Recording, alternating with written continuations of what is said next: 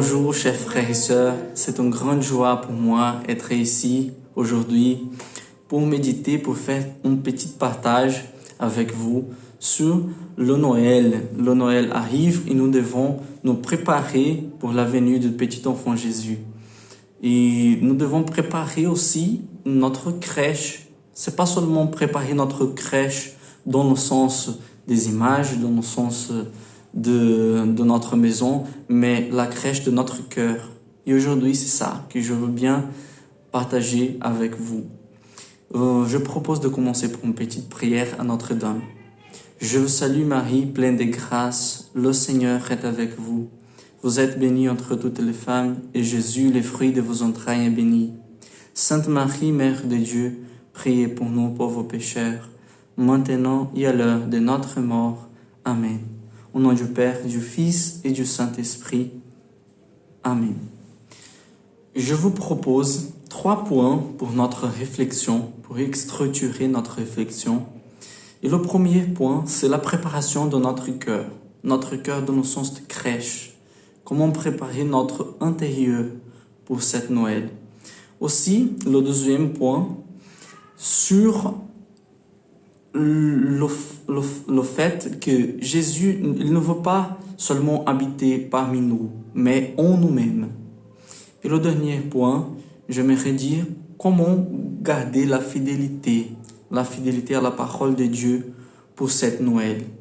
Et je vais commencer pour la préparation de notre cœur. Préparer. Qu'est-ce que ça veut dire? Anticiper une chose qui arrive, une chose que nous ne savons pas quand elle arrive. Qu'est-ce que c'est la crèche? Cette crèche, aujourd'hui, c'est notre demeure intérieure. Toutes les choses qui sont au plus profond de notre être, nos pensées, notre faiblesse, nos fautes, nos péchés, etc. Jésus est venu dans une étable, lieu où sont les animaux. Cet endroit salé aujourd'hui peut-être notre cœur, sans espoir, sans joie, encore fatigué des jours qui passent. C'est là où Jésus veut naître aujourd'hui.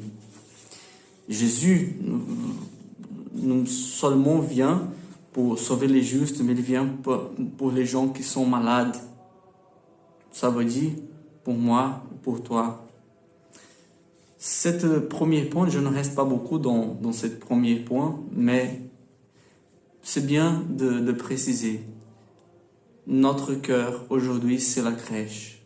Cette crèche qu'on prépare dans notre maison, c'est pas seulement une crèche physique, c'est seulement d'image, mais cette crèche, c'est notre cœur qui doit être purifié pour l'amour de Dieu, pour l'amour de Jésus, de ce petit enfant qui est né dans cette Noël.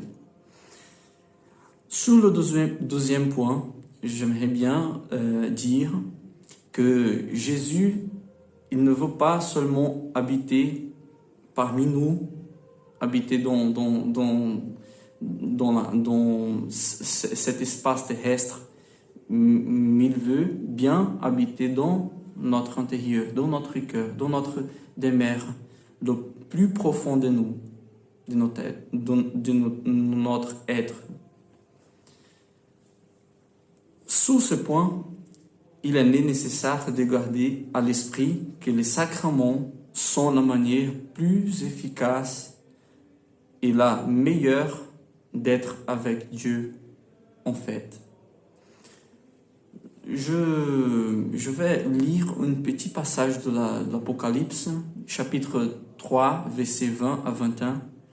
Une lecture brève, mais fais attention dans ce point de la parole de Dieu qui nous parle beaucoup et profondément.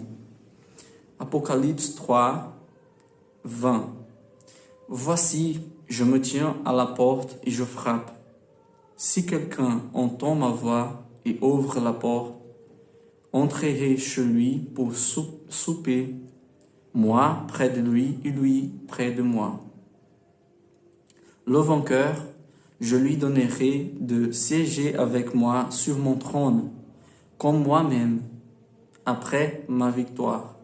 J'ai siégé avec mon Père sur son trône. Parole du Seigneur.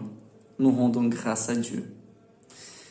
C'est une promesse de victoire dont nous pouvons pas laisser nos esprits dans le découragement. Nous ne pouvons pas rester dans la tristesse. On ne peut pas rester dans le découragement. Car notre espérance est Jésus qui a vaincu la mort et est vivant. Jésus n'est pas mort. Jésus, il est ressuscité. C'est pour ça notre espoir, notre espérance doit être fermement dans le nom de Jésus. Je passe trop vite pour le troisième point de notre petite réflexion. Préparer la crèche, c'est aussi garder notre fidélité. Garder la fidélité. C'est un point plus fort, plus profond. Dans le catéchisme de l'Église catholique, on trouve le numéro 2787. Une chose trop profonde que j'aimerais bien lire pour tout le monde. Faites beaucoup d'attention parce que c'est trop fort. Quand nous disons notre Père, nous reconnaissons d'abord que toutes ces promesses d'amour annoncées par les prophètes sont accomplies dans la nouvelle et éternelle alliance en son Christ. Nous sommes devenus son peuple et il est désormais notre Dieu.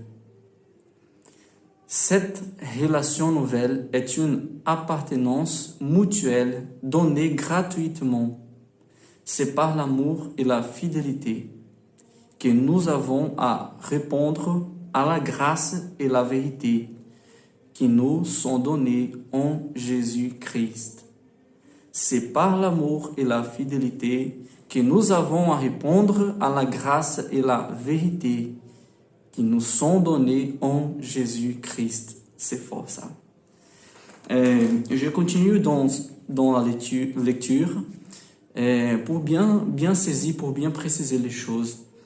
Aujourd'hui, sur la parole de Dieu, on trouve dans le premier Pierre, chapitre 2, verset 4. Premier Pierre, chapitre 2, verset 4.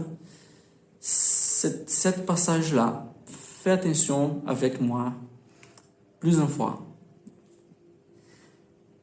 Approchez-vous de lui, la pierre vivante, rejetée par les hommes, mais choisie précieuse auprès de Dieu. Vous-même, comme pierre vivante, prêtez-vous à l'édification d'un édifice spirituel pour un sacerdoce saint en vue d'offrir des sacrifices spirituels agréables à Dieu par Jésus-Christ. Car il y a dans l'Écriture, « Voici que je pose en Sion une pierre angulaire. Choisie précieuse, et celui qui se confie en elle ne sera pas confondu. » Regarde ça. Regarde ça, c'est joli ce passage. Pour un sacerdoce saint, en vue d'offrir des sacrifices spirituels agréables à Dieu par Jésus-Christ. Je fais une répétition là, parce que c'est plus profond. Car il y a dans l'Écriture, « Voici que je pose en Sion une pierre angulaire, choisie, précieuse, et celui qui se confie en elle ne sera pas confondu. » Vous voyez ça? À vous donc, les croyants, l'honneur mais plus les incrédules, la pierre qu'ont rejetée les constructeurs, celle-là est devenue la tête de l'angle. Une pierre d'achoppement et un rocher qui fait tomber. Ils se heurtent parce qu'ils ne croient pas à la parole, ce bien à ceux-là qui l'ont été destinés. Mais vous êtes une race élue, un sacerdoce royal, une nation sainte, un peuple acquis pour proclamer les louanges de celui qui vous a appelé des ténèbres à son admirable lumière.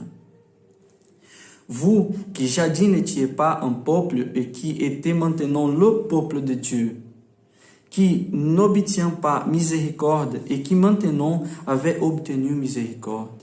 Regarde cette parole de première épître à Pierre. Aujourd'hui, nous sommes appelés par Dieu à garder notre fidélité dans la construction d'un monde meilleur. Non seulement du monde, mais d'une église. Celle dont la lecture sera appelée construction spirituelle. Pour notre salut, c'est pour cela que ce petit garçon est né aujourd'hui. Dans la maison de notre Père, il y a de nombreuses demeures. Sinon, je vous l'aurais dit, je vais vous préparer une place. Regarde ça, Jean chapitre 14, verset 2. Dans la maison de mon Père, il y a de nombreuses demeures. Sinon, je vous l'aurais dit, je vais vous préparer une place.